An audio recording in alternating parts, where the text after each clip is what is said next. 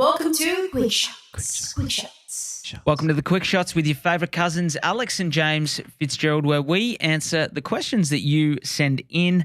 We've got 3 this week, Alex, and I'm going to ask you about the first one. It comes from Lucy. My partner and I bought a townhouse. It was due to be finished in December, not going to be finished now until April. Is there something that we should be doing and should we be worried? Look, long and short, you absolutely shouldn't be worried. I think getting frequent updates is a really good thing to do. Keep a bit of a finger on the pulse. Yeah. More so that you can make sure you've got your finance in order when it comes time to settle, so you don't miss any dates or whatever. Number one thing that I think you got to check is the sunset date. Now, pretty much every contract, I don't want to say everyone categorically, but just in case I'm wrong, but I'm pretty sure about 98% of contracts will have a sunset date. The sunset date is basically a date whereby if the settlement has not taken place by this date, either party, either vendor, so owner of the property or builder, whatever in this case, or the purchaser can actually forfeit the contract, terminate it and walk away, but also get their deposit back. That's a bit, I think that's been in a little bit of dispute over the years because obviously for both sides, I see both sides.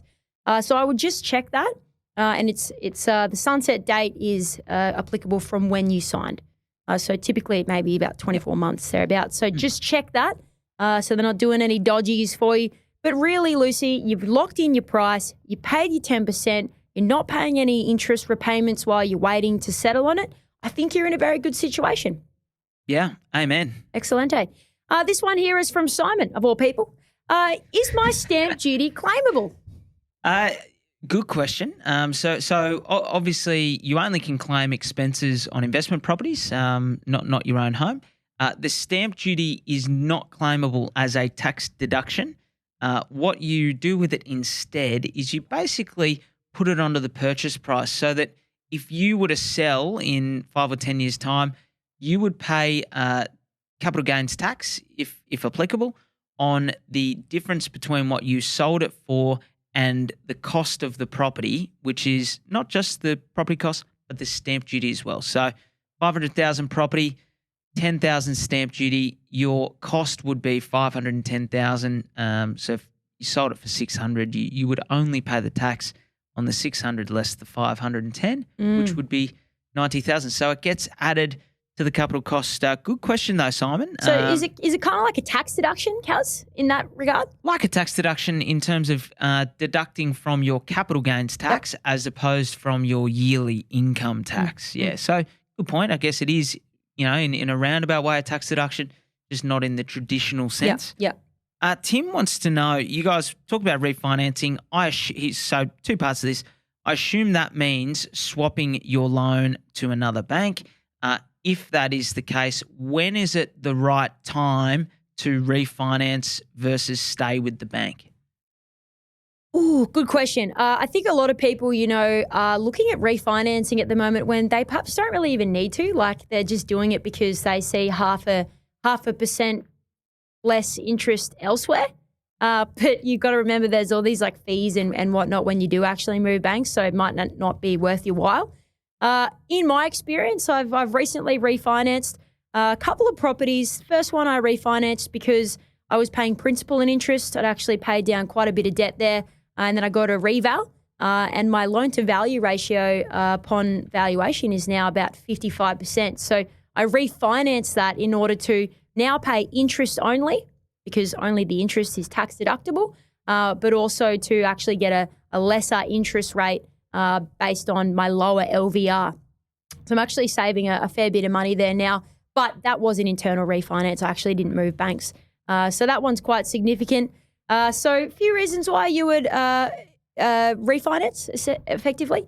Like me, Cuz, going from principal and interest to interest only. You've got to be a little bit careful there with your valuation. You've got to make sure your val's there and it's worth it for you.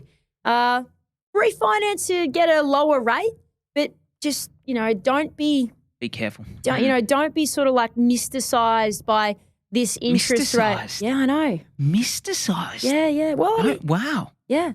I'm mysticized by the word mysticized. Carry on.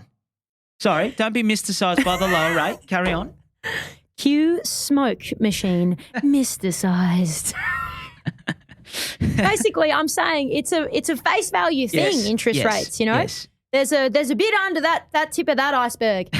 So be smart about it, my friend. Be smart about it. And, of course, you can refinance to get better servicing. So some of these banks, you know, they'll only account maybe half, 50% of the rental income that you're getting from that investment property. You might be able to refinance to another bank, second, maybe third tier lender who are a little bit more liberal, if you like, and will factor in up to 80% of your rental income, which, of course, counted as income, can significantly help you to maybe borrow a bit more money or do something else funky there. So that's a few reasons to refinance. Don't just do it because you're saving 0.2%, because, my friend, it ain't worth it. And that's all I've got today. Very good. As always, and again, as I said in the main pod, great to do this in person with you. Been a treat. You look stoked. Not. I'm stoked. All right, close it out. Wrap it up. Hey, we want your feedback. Feedback, that's the word of the week. Feedback and reviews. Bit of F, bit of R. And if you can give us some feedback, just shoot us a note. Just shoot us a note in an email. What do you reckon, cuz? Don't be too harsh. Oh, I'd be mysticised by some feedback. Yeah. Be mysticised by good feedback when it should be constructive feedback. You know, give us a little bit of feedback. Good, bad, indifferent. Be a little bit nice to us. And, of course, if you do quite like this, tell one of your mates. Amen. Thanks, guys. Thanks for listening to another episode of The Double Shot with your favourite cousins, Alex and James Fitzgerald. If you've got a burning question or something we absolutely need to talk about on the pod, please write to us. Both of our emails are in the show notes. For little real estate tidbits and a little bit of banter, okay, a lot of banter, you can follow us on the gram. Our handle is thedoubleshot.podcast. That, my friends, is thedoubleshot.podcast. Until next time, think of us when you sit back and sip your next double shot.